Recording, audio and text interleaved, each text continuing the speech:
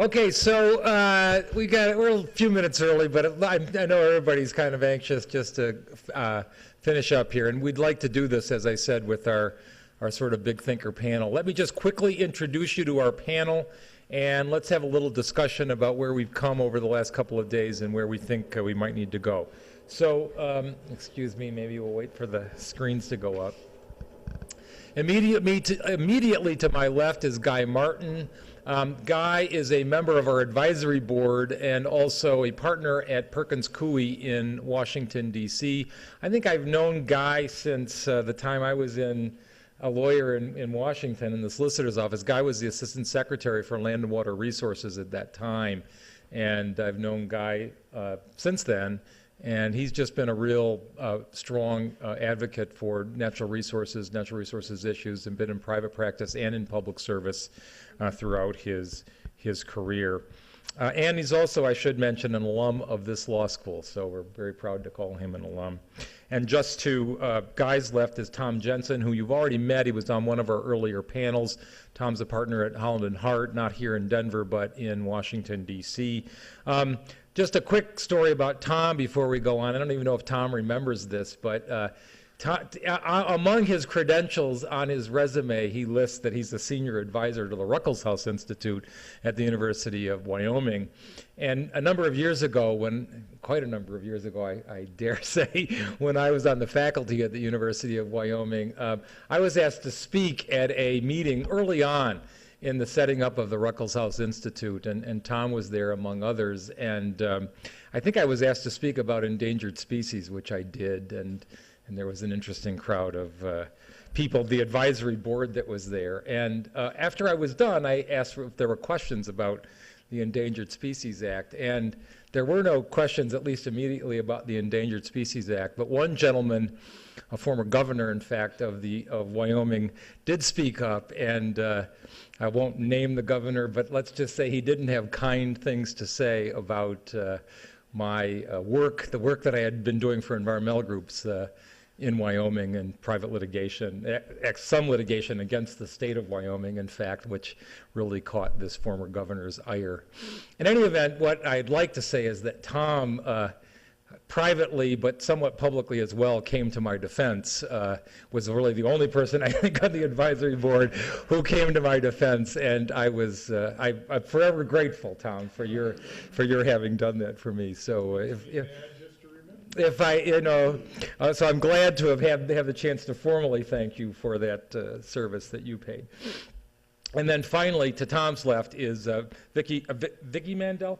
So Vicki is substituting for Gwen Farnsworth. We just wanted to get as many people from Western Resource Advocates into our program as we could, and so Vicki was another addition we could add. She's a senior attorney with WRA and works in their energy office.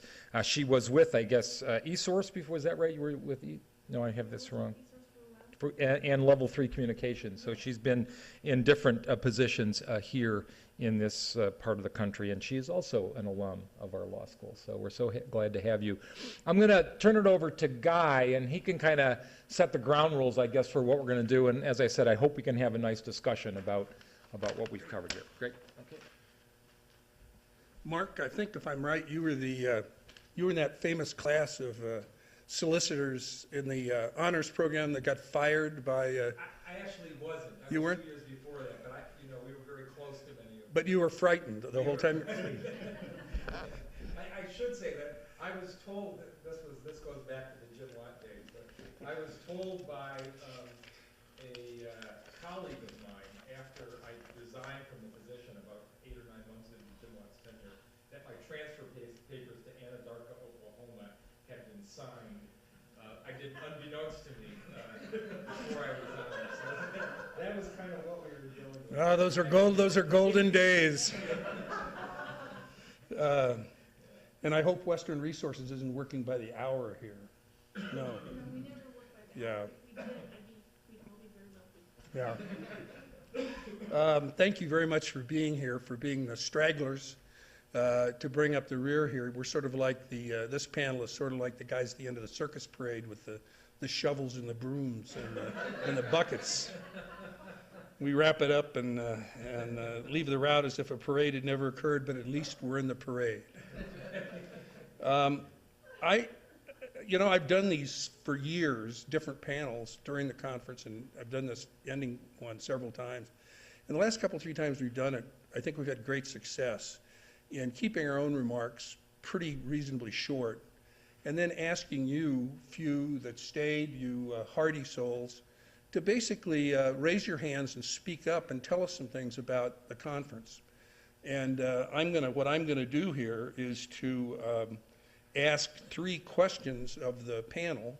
They don't have to answer any of them or all of them, but they're just questions that I'd like to know about in terms of what went on here for the past 3 days. And so I'm going to say the questions now, then I have a couple of things to say. And you might listen to the questions too, and if you have a bad memory, write them down and think about them yourself, because I'd like to ask you to, if you would, raise your hand and answer one or more of them yourself.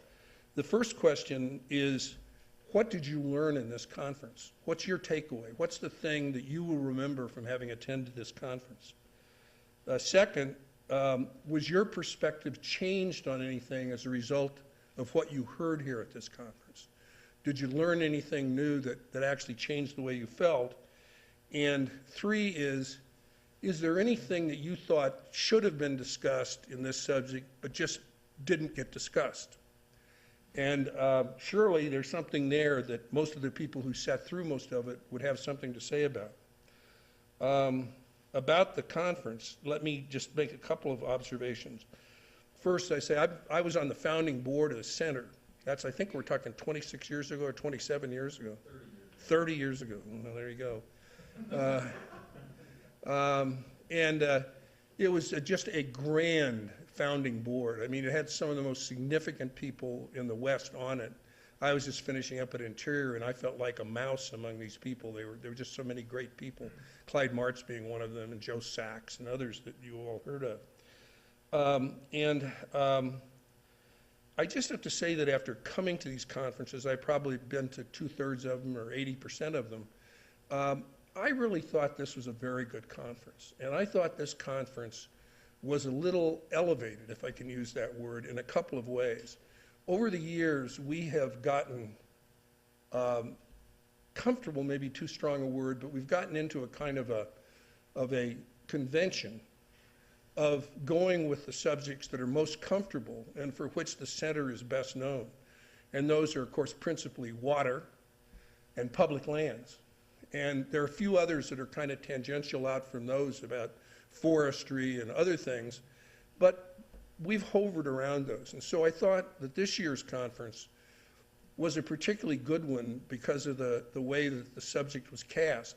When I saw it, I was terrified by the fact that no one would come and it wouldn't attract an audience, but actually it attracted a pretty good audience, and it attracted a lot of interest from those who were here. So I just have to say, Mark, that I think that even without Heidi's help, you guys brought off a really good conference, and at least for my part, I found that it was done very well. In terms of the program, it was clear that a number of people came prepared to be regional, if I can use a better, a word to characterize it. They came to talk about the West, and they came to talk about Colorado, and they came to talk about the things we usually talk about. But a lot of people who came, as you noticed, were willing to just cast that aside and plunge us into national and international energy policy on a pretty complicated basis. There were at least 2 or 3 speakers that I never did really catch up with. I mean, they got away from me pretty quickly. But I thought that was great, and in the course of doing that, I thought that was really quite a wonderful departure for the center. In terms of what I learned, pretty simple. I thought when I came, I was pretty well informed on shale gas and on fracking. I was Commissioner of Resources in Alaska, and even 100 years ago when I was doing that, there was a lot of fracking that went on. It was usually a depth of 3 or 4 miles down at Prudhoe Bay or in Cook Inlet, but it was a pretty common thing. And I had translated that into the shale gas fracking and thought I had a pretty good handle on it. But I really found out at this conference that I was really in about second grade when it came to understanding shale gas. And I thought that our speakers in combination just did a fabulous job of putting shale gas in the perspective of the entire energy supply, both nationally and internationally and in the business world. And so I walk away with a dramatically increased understanding of what that issue is all about, and I think I even learned a little bit technically about it. I loved, absolutely loved Jonathan Silver's prediction of how the shale gas runaway horse would ultimately end up, and that is when a town in Pennsylvania fell into a sinkhole and all of the senators went crazy trying to regulate it. But I think that's probably as good a guess about how this is going to end up as anything. Because there's really so much going on at a breakneck speed that is largely unregulated, and the regulations are struggling so hard to catch up that it's very hard for me to imagine how we will ever get a rational system without a disaster. And I was one who went through in various ways the Exxon Valdez incident, and that was a fairly well regulated and fairly well watched bit of transportation, but it happened anyway and exposed a lot of deficiencies, as I suspect this will at some point. I also learned a lot from some of the speakers you would know about the transition to alternative fuels. I thought that the whole approach to that and the way that shale gas figures into this period of time in which alternative fuels are simply marching forward on a schedule that is unpredictable, but as Jonathan Silver pointed out, I thought very poignantly, it's inevitable that there's going to be a huge replacement in our energy system by alternative fuels over a period of time, and all we're really arguing about is the period of time. I thought that was something to be learned. As one thing I'm going to mention that I thought several people mentioned it, but I'm not sure it was emphasized enough. And I often find myself at this conference being one of either the only one or one of two or three people who work on a more or less full-time basis with the Congress and the executive branch at the national level. And fortunately, I have Tom here, who does as much or more than I do, and there's a number of other people at the conference here from Washington who have an in-depth knowledge of that.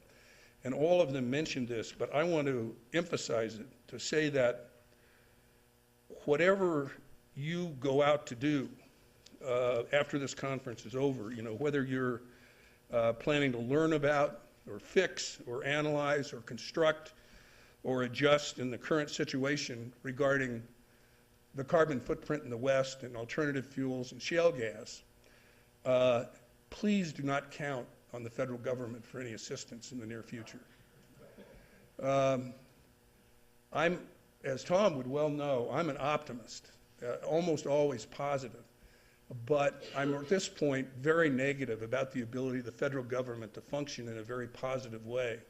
It's, of course, much more true of the Congress, much more true of the House and the Senate, less true of the executive branch, but it's true of all of them, that there's a level of dysfunction that simply makes them not a good partner to solve problems. And so what you heard here in terms of all these things going on at the state level and the local level on many of these things, I think are indicative of the kind of situation that we're going to face over the next few years from the federal government.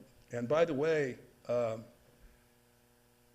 I don't think it depends highly on the outcome of the election. I mean, I obviously have strong feelings about wanting to keep the current administration in office, but I think that even if they are retained in office, which is the best result, they will have a situation, particularly if they still have a Republican House, in which the dysfunctionality has very little chance to be solved. And I want to say, oh, it reminds me, I thought about this earlier, it reminds me, the federal government reminds me of like the world's oldest golf joke. The guy comes home, and he looks horrible. And his wife said, honey, what happened? You were playing golf. Usually that makes you happy. And he said, yeah, it was a tough day. He said, I went out and I, was 4 over par on the first 4 holes. And on the 5th hole, as we were ready to putt out, Harry had a heart attack and died right there on the green. And from there forward, for all the rest of the holes, it was nothing but hit a shot and drag Harry, hit a shot and drag Harry. And I'm pretty sure you can see that Harry is the federal government at this point. We're going to have to hit a shot and drag Harry going forward.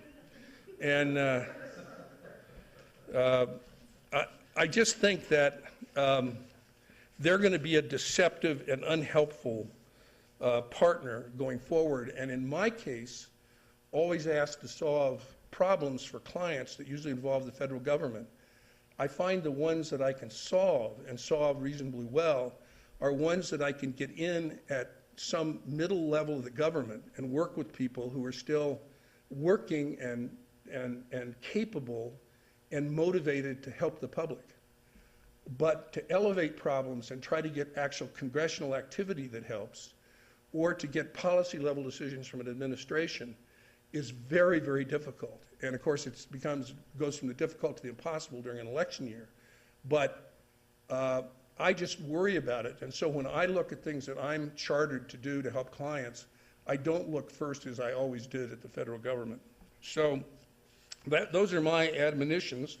And Tom, do you want to go next? And then after you're done, we'll see if we can't stimulate you to say a few things.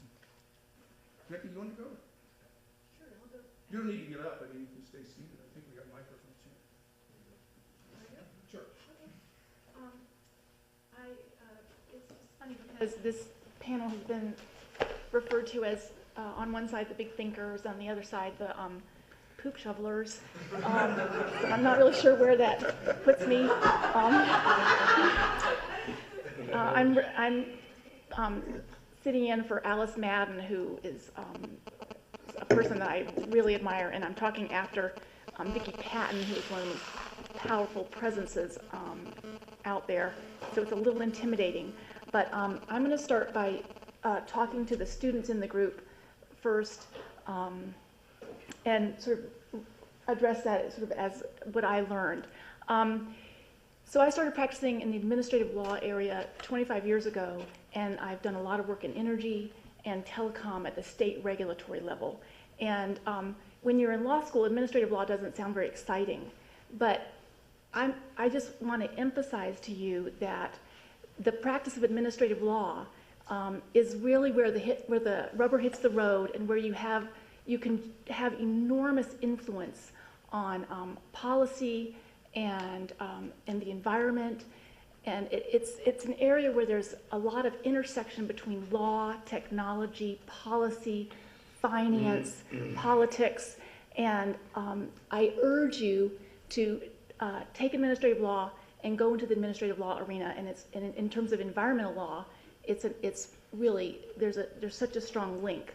So I worked at the Attorney General's office doing, for a long time, representing the trial staff of the Colorado Public Utilities Commission. I've also worked in-house counsel with Level 3, which is a large internet backbone company. I've worked on the NGO side with Western Resource Advocates. I've also done consulting on the energy side.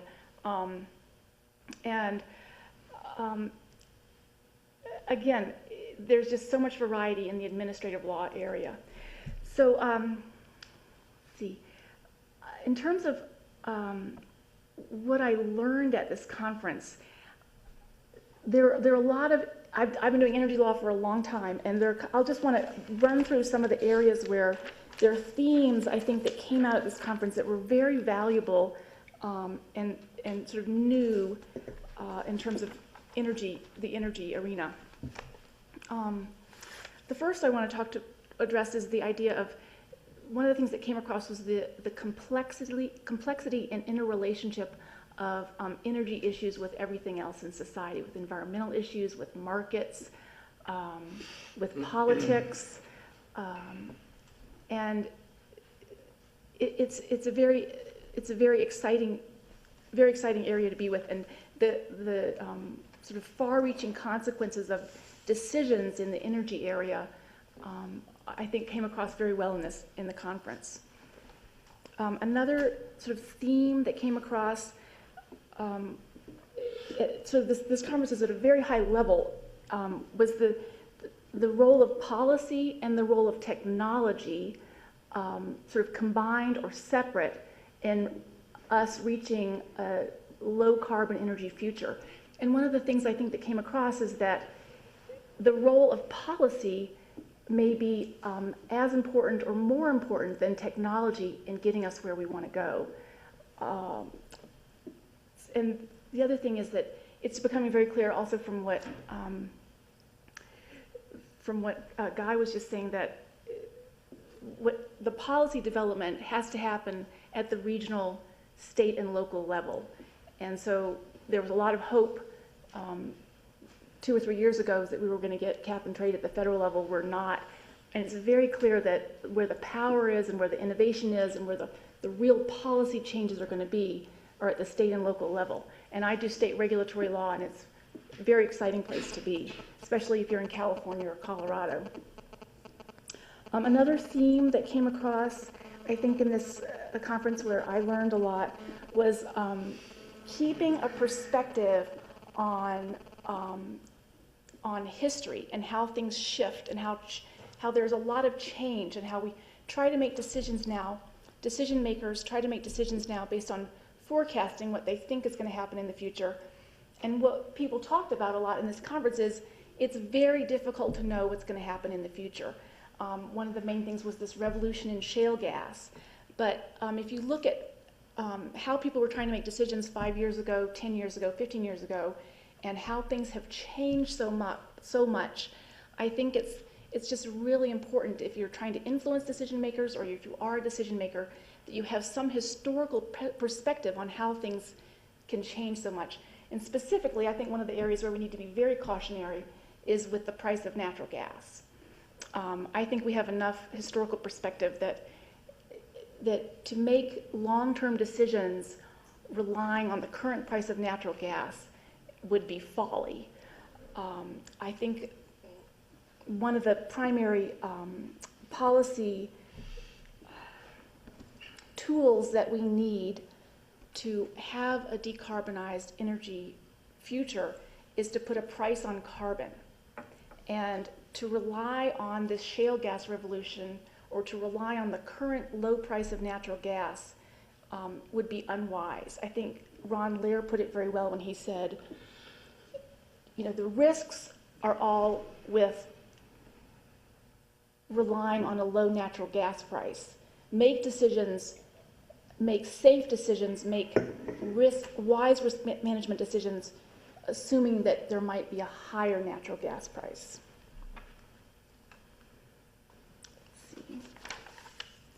Another theme of this conference that I thought was very cutting edge, where I learned a lot, and I think that it's also an area where we can look for optimal solutions, is the nexus issues: energy, water, energy, land, water, or from the last panel, climate change and environmental justice issues. Climate change is one of it's one of the most important environmental justice issues ever. Climate change is going to affect the impoverished and the poor more than anybody else.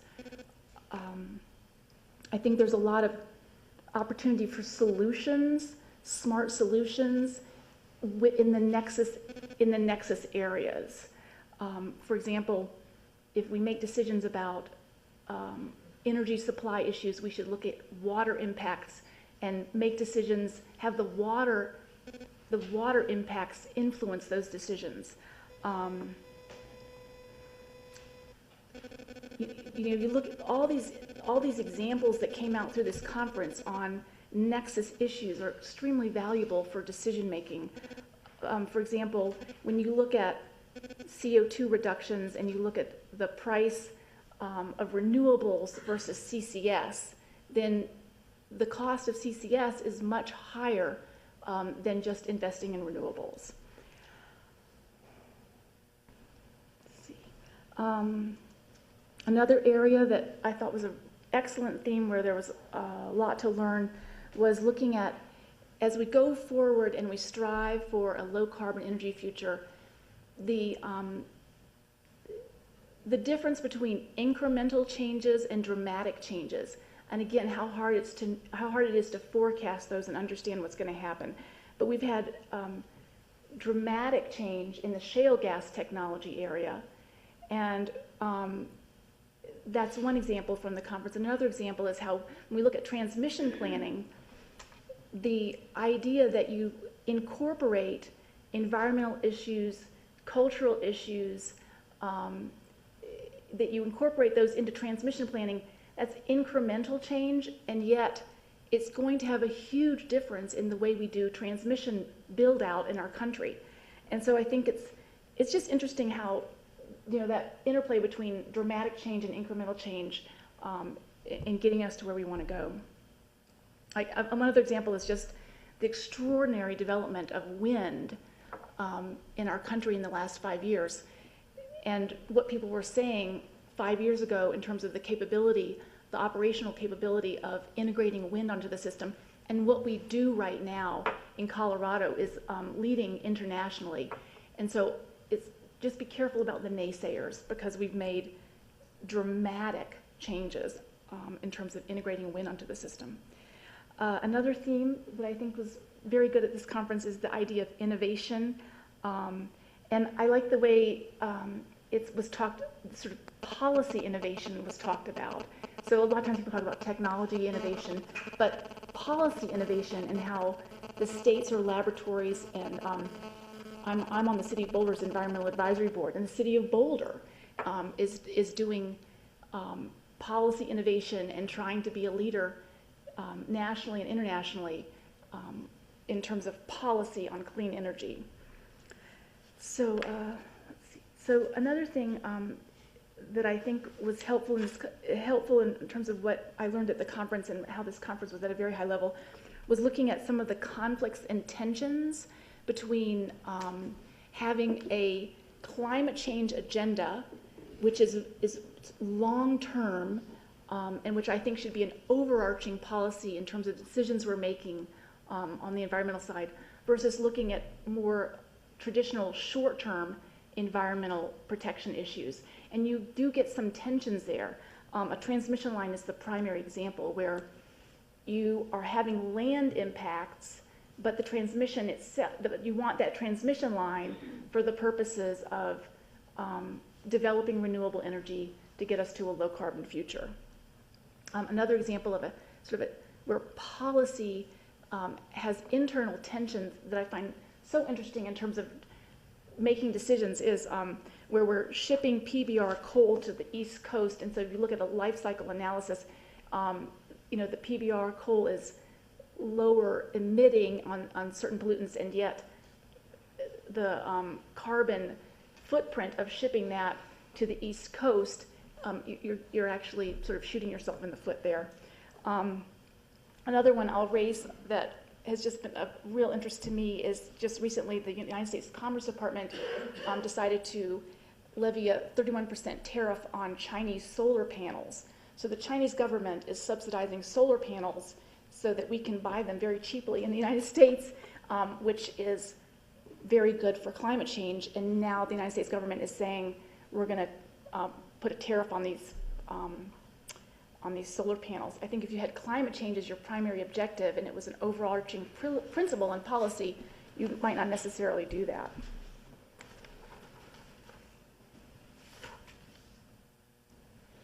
So I guess I don't want to talk for too long because we want to get the audience involved, and maybe some of these things I've mentioned will promote discussion. I think my perspective has not changed that much, which is not really a good sign, maybe a sign of not an open mind, but I think that one of the most important policy objectives that we need to achieve in our country is under the current paradigm, is getting a price on carbon. And that, for me, was affirmed at this conference. anything that I think, responding to your questions, Guy, that should have been discussed that wasn't, I think it would be helpful if looking at a conference like this, discussing these issues, is to really look at an area that's very interesting is security issues, national security issues. The role of the Department of Defense in energy issues is just huge, and they are a leader on policy, on climate change policy in terms of its significance for national security. And so what I would have liked to see was a panel on national security issues and how that's impacting climate change policy at the federal level. I welcome any questions. Great. All right. Let's see. I noticed that my friend Jim Martin is still here. He opened the door to this, so I'm going to walk through it. Earlier, he mentioned that he didn't read the Federal Register anymore. Jim was my first boss when I was in law school. He read the Federal Register every day, and then he would give it to us to follow up on. Marked up. A distinguished scholar and a good man. We're privileged to have him with us today. Yesterday I spoke, I gave you the perfect template to sort through all of this stuff you're hearing about. I want to add something in response to what Guy said. I'm actually, part of my optimism with respect to how this story evolves over time is a reflection of my individual experience working with the federal government on a couple of projects, including with Steve Black, who spoke yesterday. I'm project counsel on a transmission project in the East, one of those rapid response transmission team high priority projects. And we're going to get it done. There's some bad things, we could have some problems between now and then, but we're ahead of any of the other Western projects. We've got a draft EIS, it's done. We're going to get to a final probably in a couple of months, and a ROD probably in late September, early October. We'll go to court. People are going to fight about it. It may have problems, it may not. But the administration made a commitment at the presidential level to expedite development of and decision-making about, their decision-making about, a transmission line that through no fault of the transmission line now crosses 3 units of the national park system. That's hard. The parks came to the line was there for a generation before the parks were, but it's a line that's needed to keep the lights on in the East. And it's a line that's going to be critical as the fossil fleet and the coal fleet in the East shifts to a fleet dominated by natural gas. And the administration process is working for this one. It is not pretty. It's sausage making. There have been some embarrassing, horrible moments, but it is working. Coming out of this conference, from what I'm hearing today, not from my experience elsewhere, but coming out of today, my optimism is reinforced by the presentations on the march of technology. The presentation from NREL, some of those cost curves shown in that presentation, some of the empirical information about the consequences of the technological innovation we heard from Julian from UBS. Very encouraging, very optimizing. What you're seeing is the power of markets. What you're seeing is the power of individual and collective enthusiasm for making money off of changing stuff. And stuff in all different ways and all different levels. And while I'm not a wanton capitalist, I'm kind of a green guy, it's reassuring to know that works in this way. And I do derive a sense of optimism from seeing that happening. Is it the invisible hand? Is it the claw hand? Is it whatever it is? It's working and it's doing stuff that's really important. On the flip side of the coin, I have some points of major concern that have been touched on here. I think we've tiptoed around one of them. We've dismissed it as politics. It was sort of feeling distaste. I think it's more important than that, and it's more concerning, which is our tendency as whatever we are, social animals, people, to devolve into self-referential communities of interest. Is it tribal behavior? Is it whatever it is? Right now in our political system, you look out over the landscape of our politics, and we've got all these little wagon trains that have pulled up in circles, and they're all afraid of each other. And so it doesn't, imagine the Olympic rings. But we've got all these camps where everyone's turned their back on everyone else out of the spirit of suspicion and hostility and fear. And that is very concerning. That's a weakness in our collective citizenship. And it merits very serious attention. And I'll get to how I think we might want to think about that. The other thing that concerns me is pace. We're not good at doing anything fast. We have laws now to keep us from texting while driving, in some states, not all. We don't do anything well fast. We're not good at being fast in changing, especially changing complicated things. And we are doing so much so quickly. Remember in your physics or chemistry textbooks in elementary or junior high school where they demonstrated what happens when gases are compressed in a piston in a cylinder, and there are those little schematics of electrons that they're sitting there calmly, and then it squeezes down, and then they all get a little more excited, and then they get squeezed down more, and they're bouncing around like that. That's us right now. There's so much happening so quickly that any sense of control or predictability is, I think, misleading. It's a really dynamic time with pressure coming from multiple directions, and it's worrisome because we're not good at that. We happen to have survived it so far, but it's not necessarily a sign of skill as much as it is of luck, and it's going to be challenging. There are some things that I'm very interested in that I didn't hear discussed today, but I think underlay some of the conversation. In academia, in the sociological sphere, in the medical sphere, there's an awful lot of information emerging in the last couple of years about the way human individuals respond to information and learn and respond to facts and react to facts. In the last 6 months, there have been a series of articles coming out, mostly in sociological journals, tracking faith in science. Who believes in science and who doesn't? And it's been covered in the press as a partisan issue with Republicans going this way and Democrats and independents going that way. It's more nuanced, it's more complicated, it's much more interesting than that. Those studies deserve, if you're interested in this field, you better read that stuff because it is directly relevant to how we've chosen to circle our wagons and make choices as a society. We think differently. We don't think differently along the lines that we thought differently about gender and age. And it's much more complicated, much more interesting. And I suspect a good schooling in statistics will be very helpful in thinking about policy, about the environment, about climate and technology in the future. And the neurological studies tend to corroborate these observations as we get better at using PET scans and we ask better questions while people are in PET scans.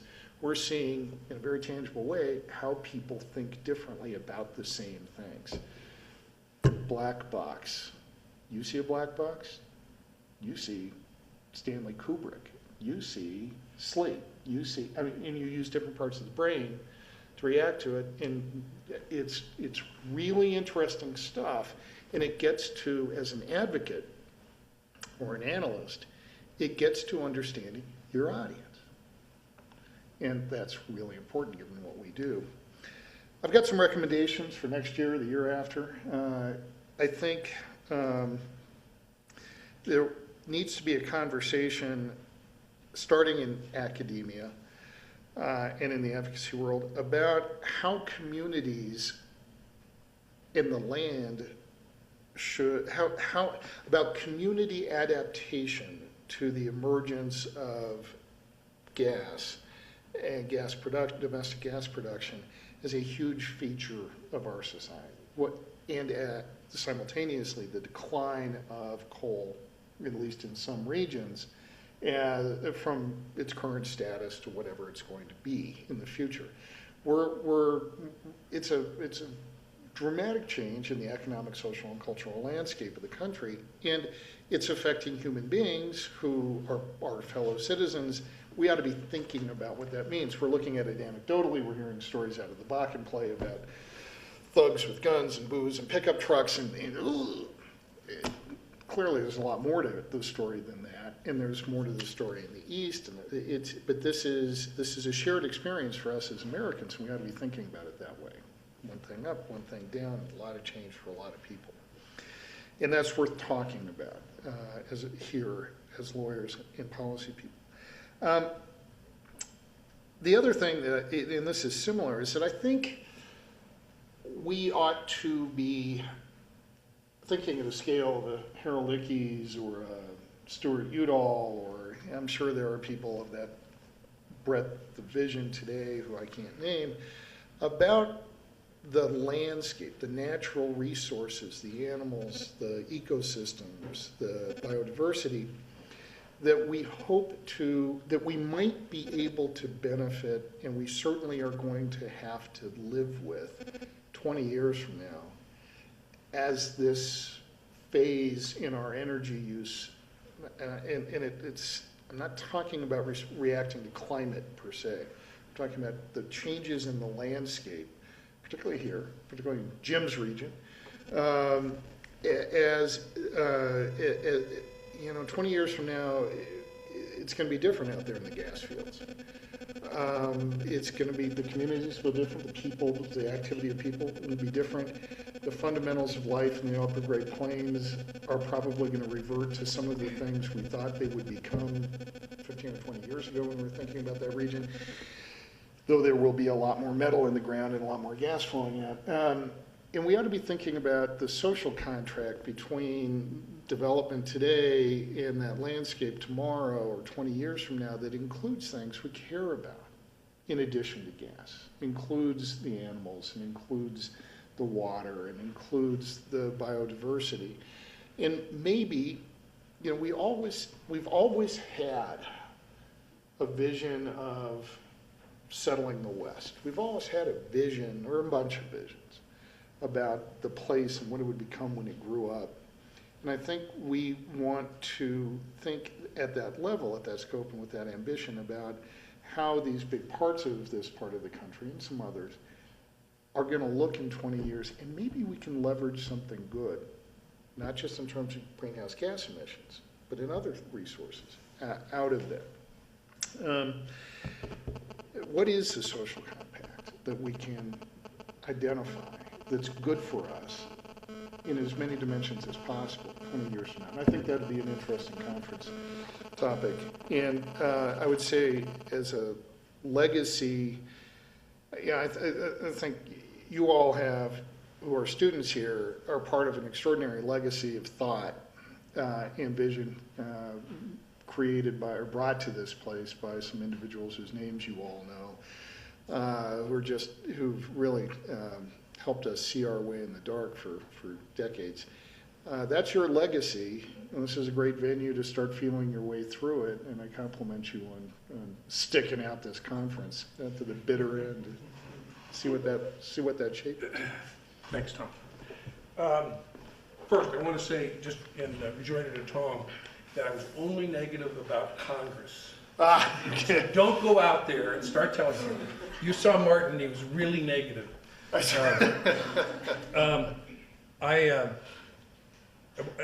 say one thing in response to what you said, and then I'm going to open it up, and that is that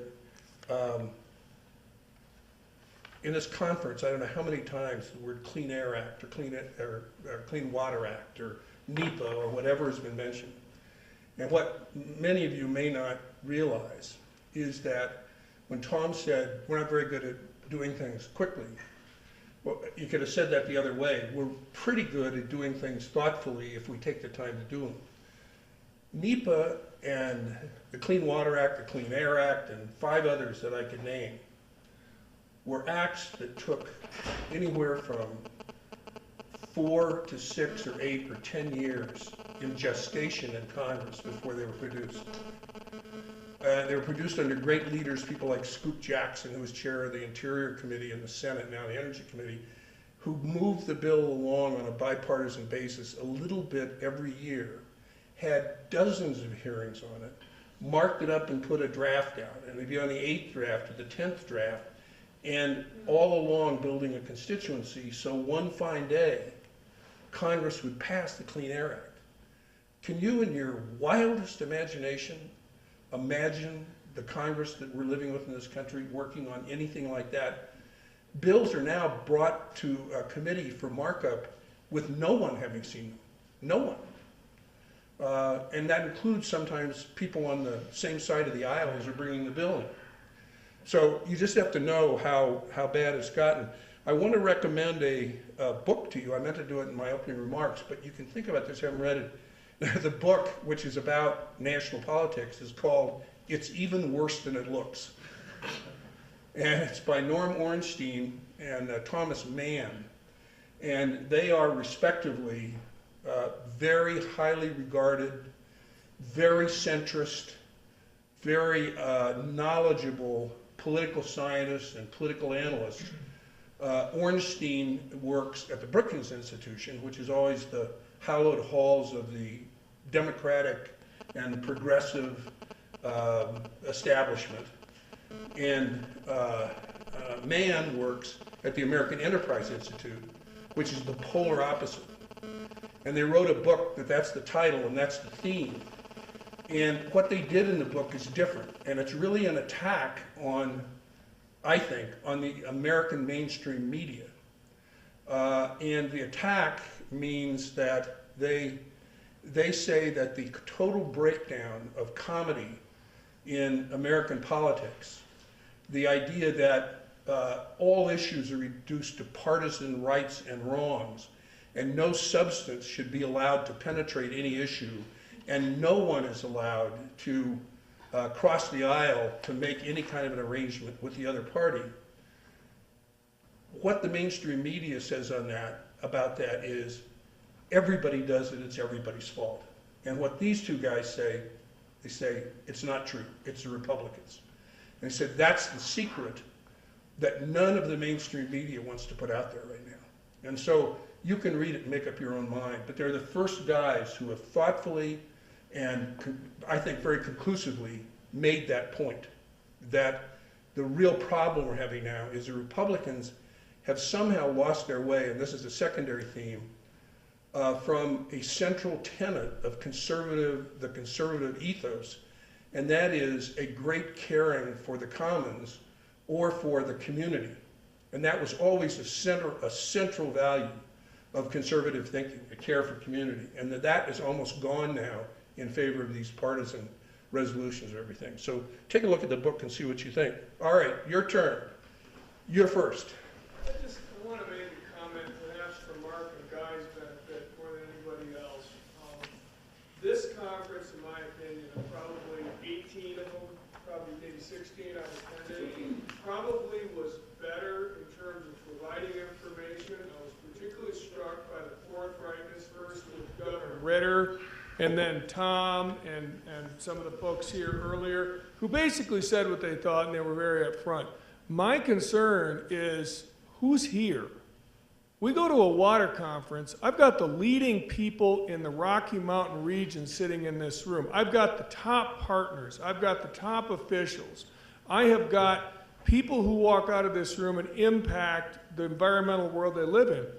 We don't have those people here, and I'm not sure why. I am here by the grace of God that Mark was willing, he was willing to cut me some slack on tuition, but I couldn't be here. There's nobody from the Fed here. We have no money, and the Fed does this stuff. Jim Martin's here. Who else is here from the state permitting agencies?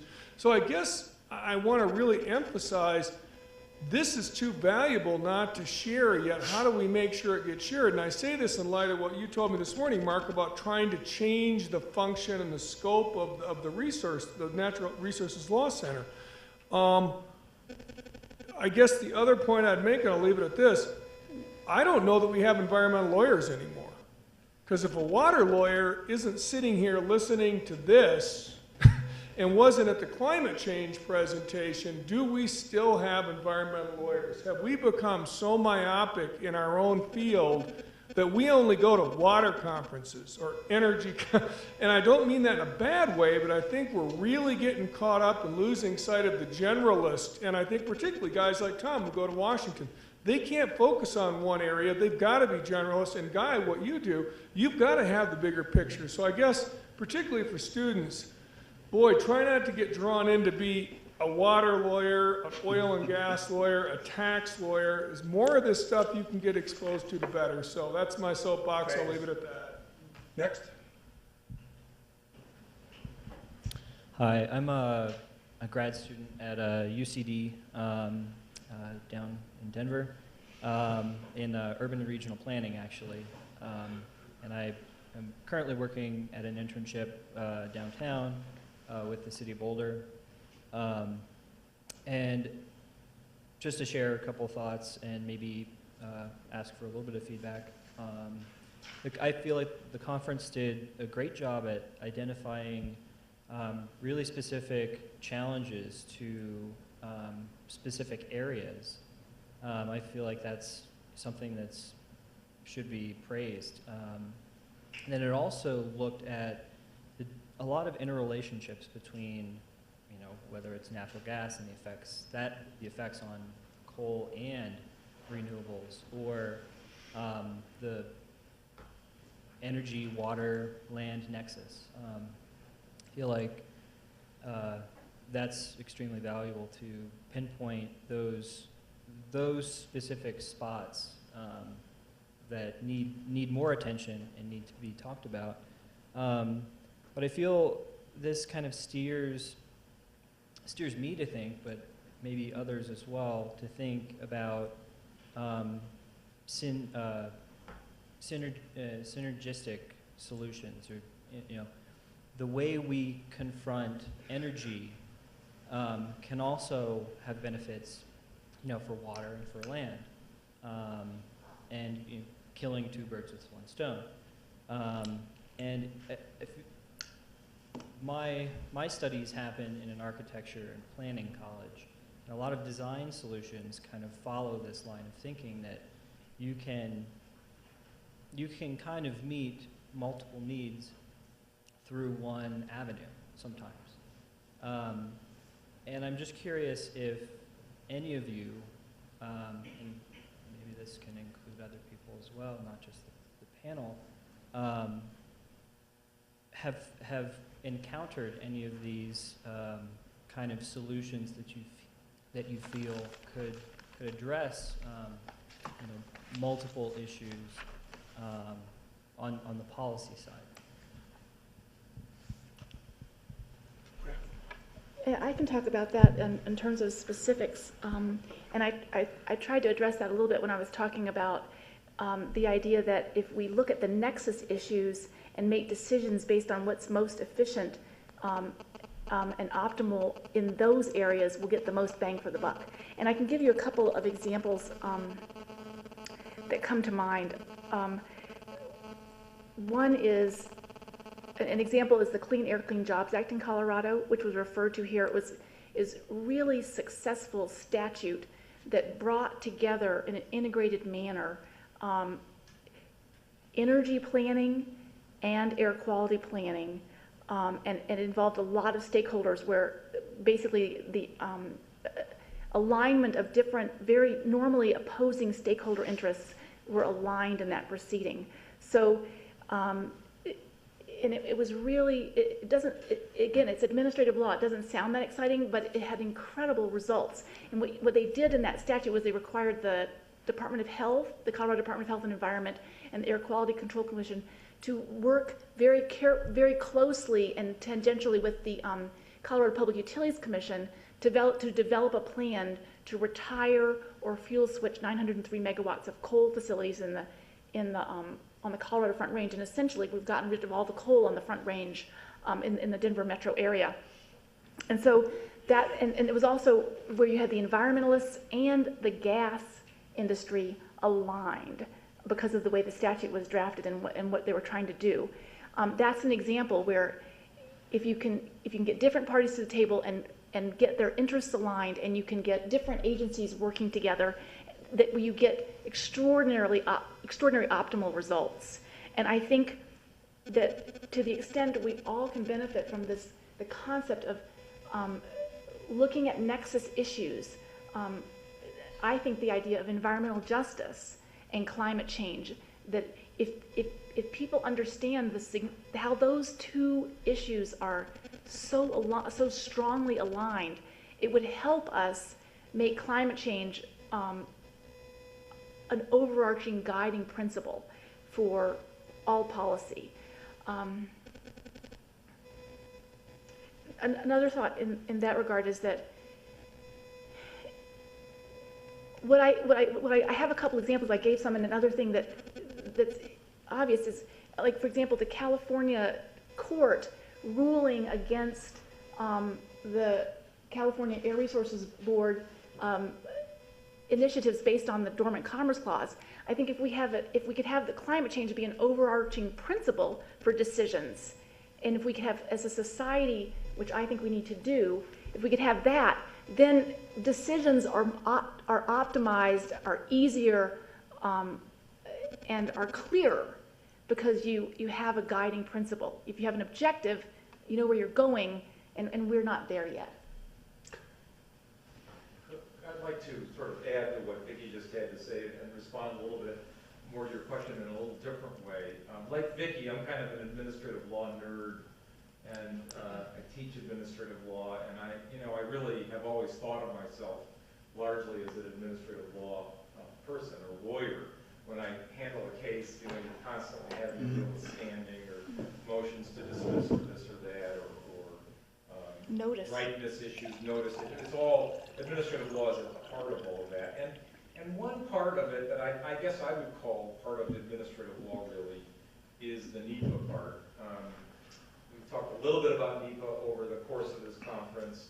But the reason I want to raise NEPA with you is it gets a bad rap sometimes for good reason. A lot of times agencies engage in boilerplate analysis. There's not a whole lot of thought given, but done well, the NEPA process is really the kind of planning process that Vicki's talking about here. And I think that you're asking for the kind of more holistic look at a subject. And the beauty of NEPA, when it works especially, is that we all get to engage the agency over what they're doing. And we get on some level to demand that they do a better job. I'll just give you an example. It took us a while, but a lot of us have been engaged in leasing decisions, co-leasing decisions in the Powder River Basin for years and years and years.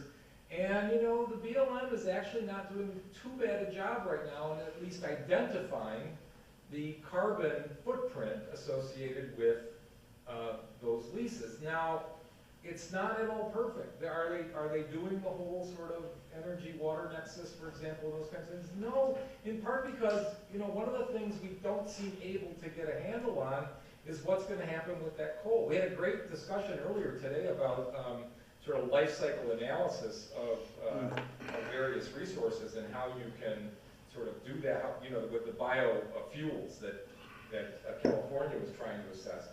We don't do life cycle analysis of coal, really, and Julian made this word, or somebody made this point in one of the panels today, and Tom reiterated it, I think, that we don't actually look at the fact that the coal that we're sending over to the eastern United States, or God forbid China, has probably a bigger carbon footprint than, even though it's low sulfur coming from the Powder River Basin, than the other coal that we could burn locally that has other consequences. We don't do the analysis, we don't do the sort of integrated, holistic analysis of these kinds of resources that is critical if we're going to make wise decisions. And so, it seems I come back time and again to NEPA, not because it always works well, and I'm not a Pollyanna about NEPA. I think it's got, particularly in the way that it's implemented, it's got loads of problems.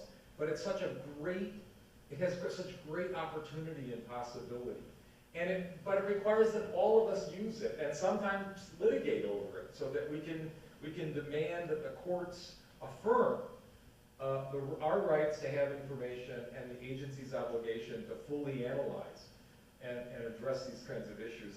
Now, of course, one big limitation of NEPA is that you need a federal handle, you need a federal action. We don't always have that, although in the West, we almost always do. And so that's, I guess, a problem. Let me add a historical footnote to that. NEPA, this is a historical footnote on bipartisan work on bills. NEPA was signed by Richard Nixon. And not only did he sign it, but he instructed his administration to work constructively on it when they were considered. I also wanted to mention one other quick thing to you, in your area particularly, as I understand it, is every state now has a law that requires all units of local governments, counties, cities, whatever they have, to have a comprehensive development plan. Never understood why they have to call it a development plan, but that's what they do. And everybody has it, and every local government entity has to have one in effect currently in order to proceed, and it has to be approved by the state. And of course, they vary from terrible to really good, and the approval processes range from terrible to really strong. But they all have to have a comprehensive plan. And in the communities in which I live, the comprehensive plan is taken very seriously by citizens, and it would probably be a good thing for you to take a closer look at. I actually work in the comprehensive planning department. Yeah.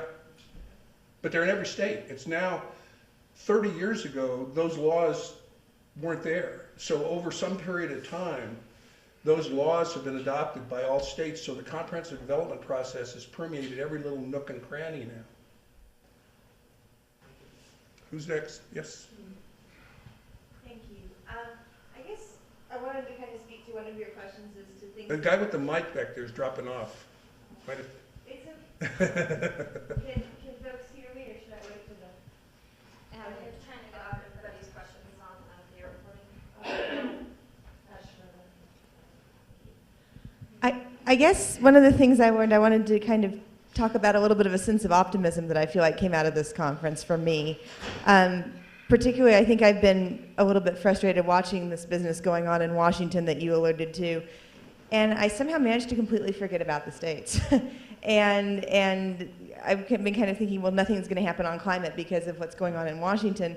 And I've been hearing time and time again about how many states have renewable portfolio standards, how many states are looking at cap and trade, and I think there's a real sense of hope that came out of that. I think another thing I pulled out on the optimistic side was just NREL talking about the fact that, what was it, 80% by 2050 is doable now, that we have that kind of capacity. And so those two kind of things together, I think, maybe made me feel a little more positive about this than maybe I did before. So that was good. Great. You had it for speaking. Yeah, why don't you take it back to the fellow that had it? I'm sorry.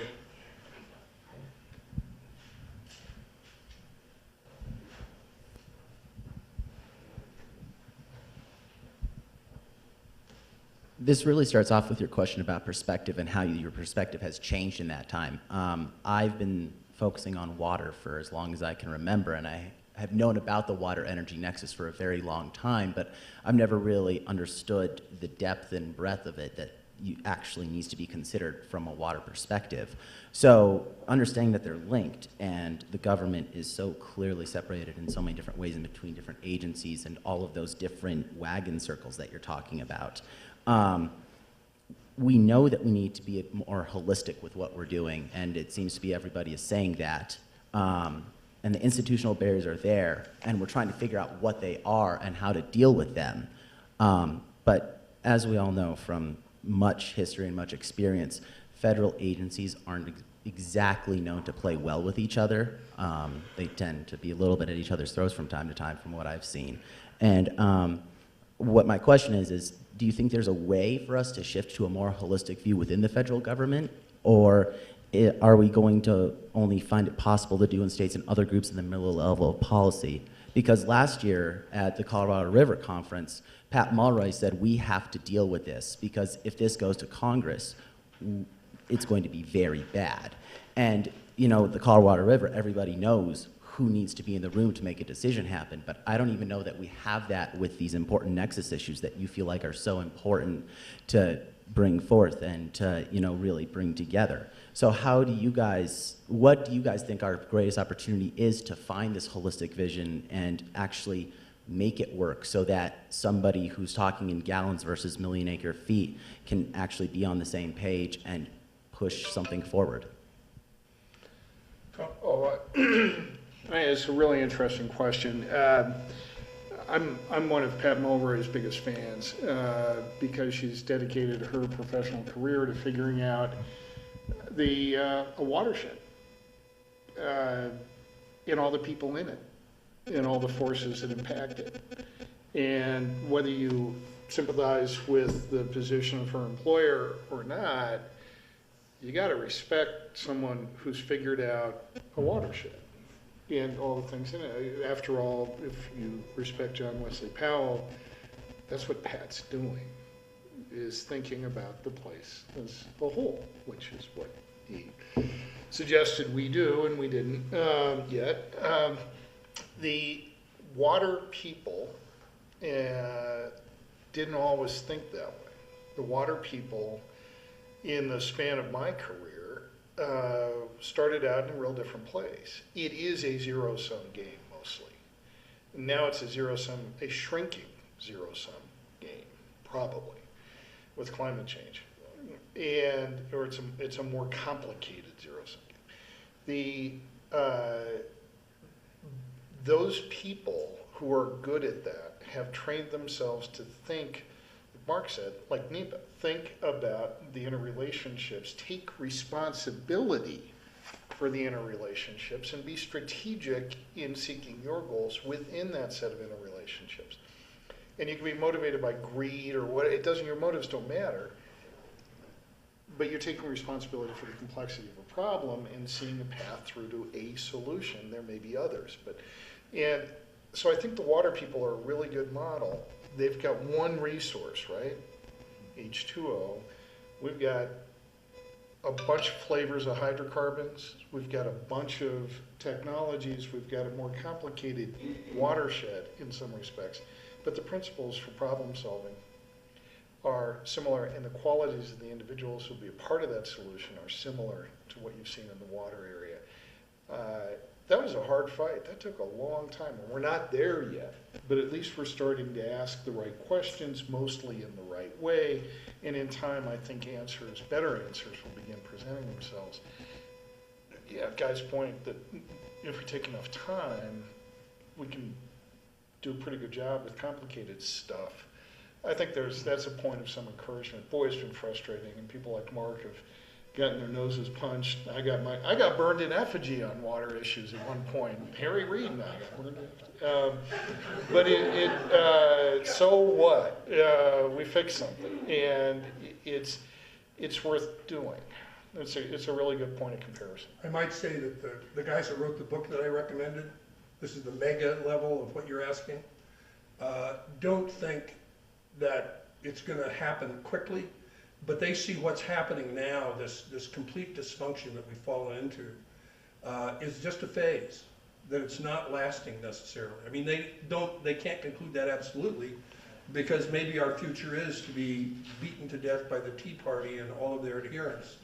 But they think that this is a phase, and it will run itself out in a cycle of 8 or 10 years, maybe shorter, maybe longer, in which things get bad enough and dysfunctional enough that voters become educated, and frankly that the media begins to educate people in the right way, and so you drift back into a way of working together that we've had at various cycles in our country. In that regard, I'm going to recommend another book. Get your Amazon website stuff. Bill Bradley's book, We Can All Do Better.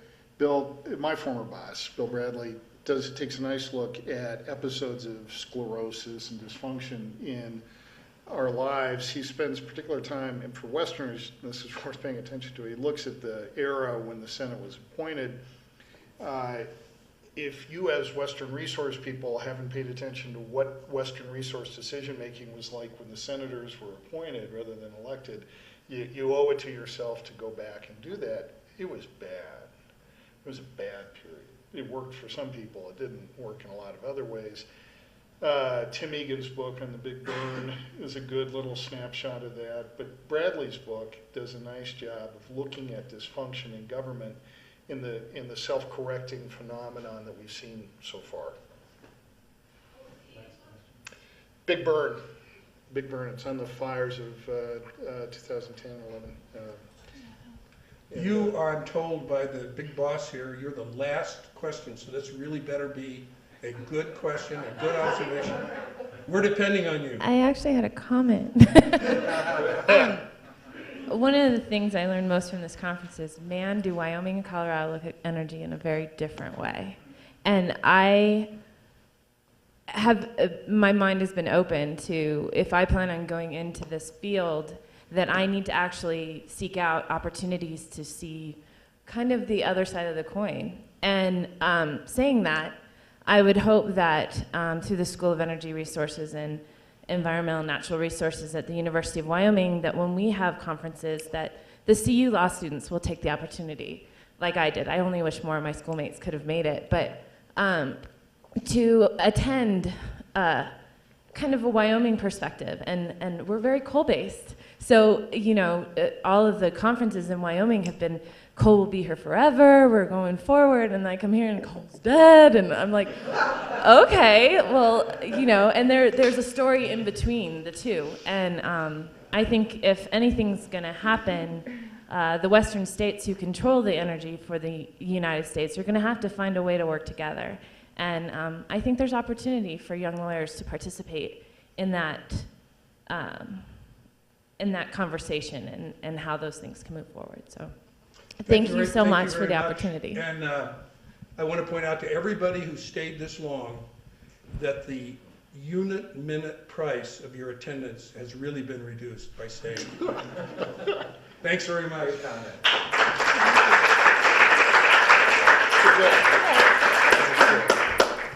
Thank you, Guy.